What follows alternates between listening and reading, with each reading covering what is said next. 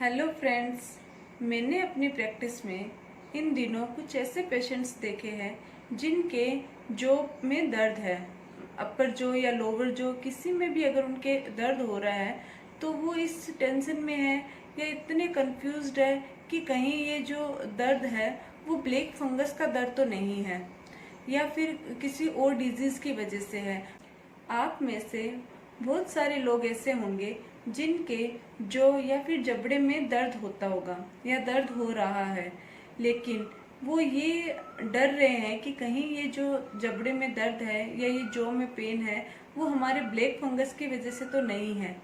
कि वो ये भी डर रहे कि कहीं हम डेंटिस्ट के पास जाएंगे और ये दर्द हमारे ब्लैक फंगस की वजह से न बता दे, तो वो इस डर में ही रहते हैं।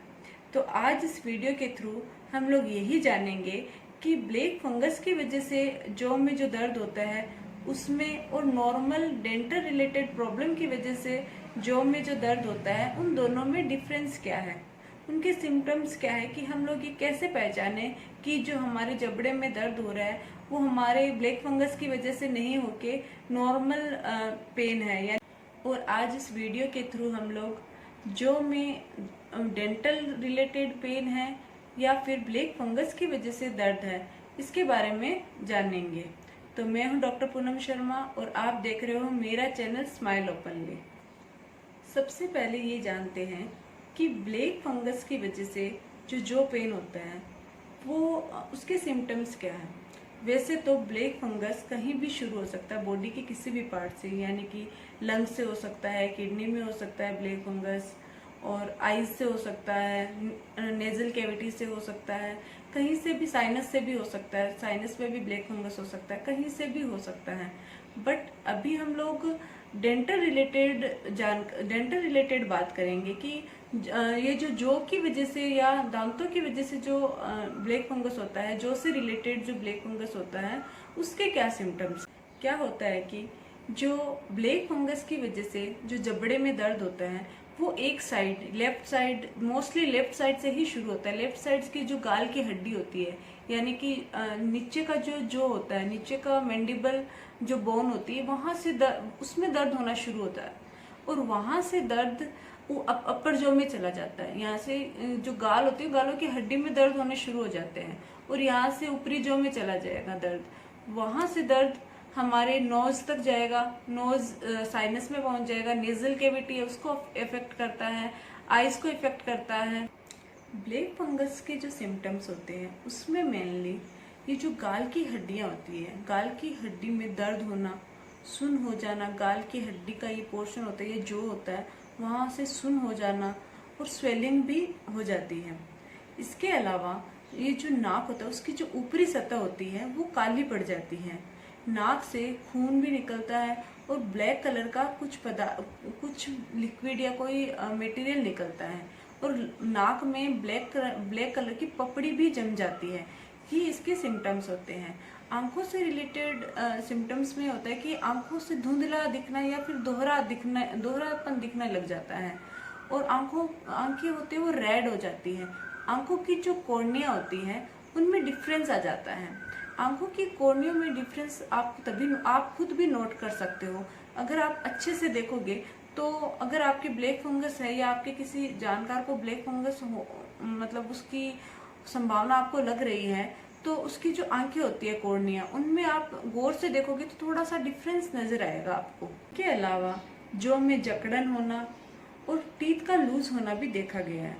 ये तो है ब्लैक फंगस के जॉ से रिलेटेड सिम्टम्स। कुछ और सिम्टम्स होते हैं, जैसे ऑप्टिक नर्व में अगर पहुंच गया है ये जो फंगस है वो ऑप्टिक नर्व में पहुंच गया है, अपने ब्रेन में पहुंच गया, तो उसके कुछ अलग सिम्टम्स होते हैं। लेकिन मैंने अभी इस वीडियो में सिर्फ जॉ में जो पेन होता है उसमें, और ये ब्लैक फंगस की वजह से है या फिर डेंटल रिलेटेड किसी और प्रॉब्लम की वजह से है, इसके डिफरेंस के लिए ये वीडियो बनाया है। तो इसमें मैं सिर्फ आपको इतना ही बताऊंगी। अगर आपको ब्लैक फंगस के बारे में और कोई जानकारी चाहिए तो मैंने एक दूसरा वीडियो भी बनाया हुआ है, उसका लिंक मैं डिस्क्रिप्शन बॉक्स में डाल दूंगी, आप वहां जाके वो देख सकते हो। अब बात करते हैं कि जॉ में अगर नॉर्मल डेंटल रिलेटेड कोई प्रॉब्लम है, उसकी वजह से दर्द है, तो उसके क्या सिम्टम्स है। कि हम कैसे पहचानेंगे कि ये जो दर्द है वो प्लेग फंगस की वजह से नहीं है, हमारे दांतों से रिलेटेड कोई प्रॉब्लम है या जॉ में कोई प्रॉब्लम हो गई है। कोई जॉ में जो पेन है वो डेंटल रिलेटेड कुछ प्रॉब्लम्स जैसे कि इम्पेक्टेड टीथ यानी कि थर्ड मोलर की वजह से पेन होना, या फिर टीएमजे की वजह से, टीएमजे डिसऑर्डर की वजह से भी पेन होना, और अगर कोई कैविटीज हो जाती है उसकी वजह से भी जॉ में पेन होने लग जाता है, और अदर कोई फ्रैक्चर हो जाता है या कुछ नर्व डैमेज हो जाती है उसकी वजह से भी जॉ में पेन होता है। ये डेंटल रिलेटेड कॉजेज है। डेंटल रिलेटेड जॉ पेन में ये जो दर्द होता है वो आपके यहाँ जॉ से शुरू होके ईयर तक पहुंचता है। यानी अगर कोई इम्पेक्टेड टीथ की वजह से पेन है तो वो आपके ये जो थर्ड मोलर एरिया है वहां से दर्द शुरू होएगा और वो शार्प पेन होता है और आपके ईयर तक पहुंचेगा। और अगर अपर जॉ में पेन है या अपर थर्ड मोलर में पेन है तो उससे अगर स्टार्ट है तो वो आपके सिर तक पहुंचेगा और वो बहुत सीवियर होता है। अगर आप मेडिसिन लेते हो तो वो कुछ टाइम के लिए स्टॉप भी हो जाता है।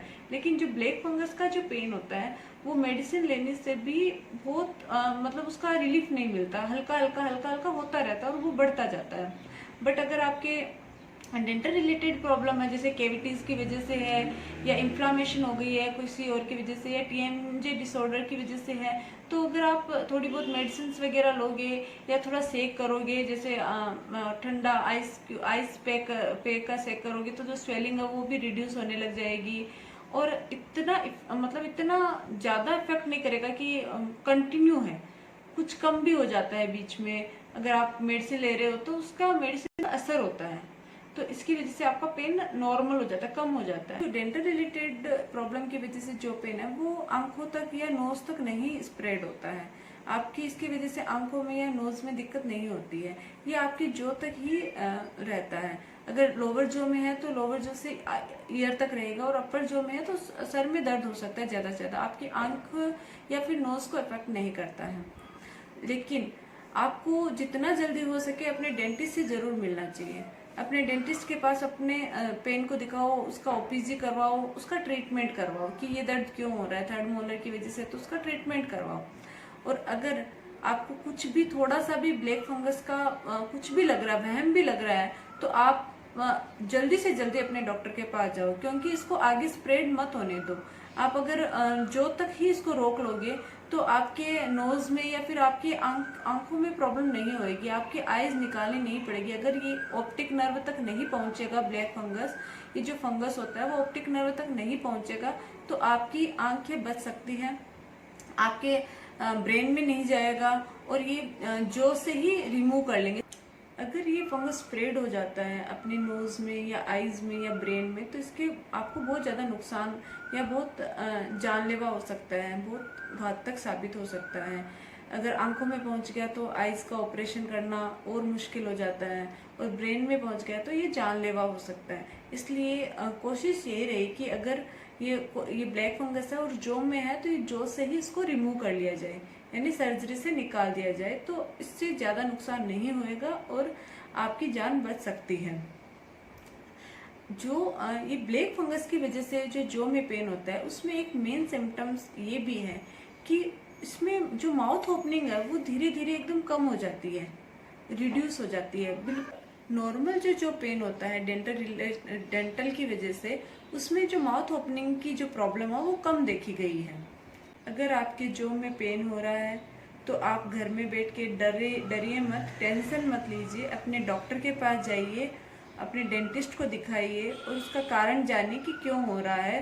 अगर नॉर्मल जॉ पेन है कि डेंटल रिलेटेड है तो उसका उस तरीके से ट्रीटमेंट होएगा, और अगर ब्लैक फंगस या किसी और चीज़ की वजह से है तो उसका बहुत जल्दी ही ट्रीटमेंट हो जाएगा ताकि आगे प्रॉब्लम नहीं हो। तो सावधानी से इस इन्फेक्शन को रोका जा सकता है। अगर आप लोगों को मेरा ये वीडियो पसंद आए तो प्लीज़ लाइक, शेयर और सब्सक्राइब जरूर कीजिएगा।